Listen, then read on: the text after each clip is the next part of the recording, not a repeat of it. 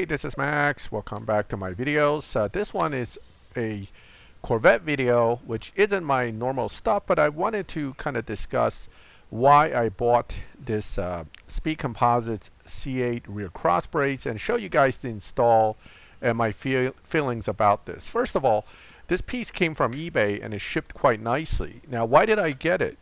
Well, my Corvette has been showing body flex in the back. You can sort of see my ARDO side skirts out of the corner of the screen there. What has been happening is when I drive up my ramp to go to my driveway, the body would flex and the side skirt would literally pop off of the body slightly. It's tearing up the double-sided tape. Now, I acquired this from eBay because, you know, I looked at options that are out there, and after reviewing everything being said from the seller of this, it looks like they did some actual engineering work. Whether you believe it or not, that's a whole separate issue, but it looked good to me, so I go ahead and got it. Now, the brace itself really isn't difficult to install. It basically attaches to your strut towers in the back, and it bolts down to the body in the front through two separate bolts. And it does not interfere with the engine appearance package pieces that I already have on the car. So overall, it's pretty easy to install and pretty easy to put on. So I mocked it up here, and as you can see, the aluminum pieces that basically, I think they might be stainless, but I can't tell. The point is that one of the reasons I went with the red bar is because it actually surprisingly matches my red mist tint coat color. In the pictures when I first ordered it, it didn't look that way, but boy did it turn out pretty good. Now, installing the bar is not difficult. The front two bolts, really there's no play, right? So before you mess with the back tower mounts, you should at least hand tighten and get the front two bolts in to kind of get those two mounting points together. So I started off hand tightening them so that the front two points are basically mounted in place and wouldn't move, which allows me to, here I'm struggling to get this in. Okay, so you get this basically hand tightened so that it's not moving because there isn't really any adjustment there. That brings you to the back piece where it is adjustable, and you do need to kind of play with the adjustments to make sure that it sits properly on the nut and the bolts that basically where you're going to tighten it down onto the strut tower.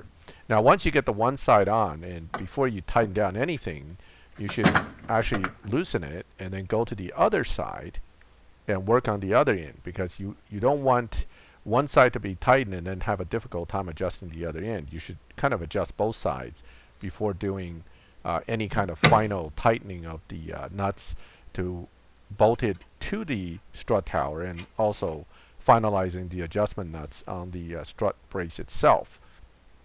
So overall installation is actually very, very straightforward. You know, I'm not all that mechanically inclined, and it took me no time to get it done. Now, one thing I did run into a problem with is the big socket I used to unscrew the nut off the strut tower doesn't fit once the mount is on there. So you actually need to switch to a smaller, slimmer socket, or just start with a slimmer socket, and that would avoid that issue. But that was just something I kind of encountered, and I wanted to at least point that out, that you want a slim enough socket to get in there. And then before you tighten everything down too much, you may want to center that piece on the driver's side, which has that little protrusion coming through, and that helps you center that mount. The passenger side, however, is a little different. I actually tightened the driver's side first. Now, you can see the two wrenches I used to adjust the nuts to tighten and center the piece here. That's the nuts right there, and you have another set on the other side. Bottom line is, this is actually a very easy install. You know, on a scale 1 to 10, I would say this is probably a 2. Again, I'm not even that mechanically inclined, and it was quite easy for me to bolt this down. Now, what do I hope to get out of this? Well, I don't know. At this point, if the car stops flexing when I come up my driveway and doesn't cause my side skirts to have issues, I would be more than happy. Any performance benefits would be lost on the street. I don't foresee myself using that in that aggressive a way on the street anyway. So that is my quick install of the Speedway Composites crossbar. I hope you liked the video. Feel free to ask questions, but overall I'm quite satisfied with this. And thank you for watching this video. I'll catch you next time.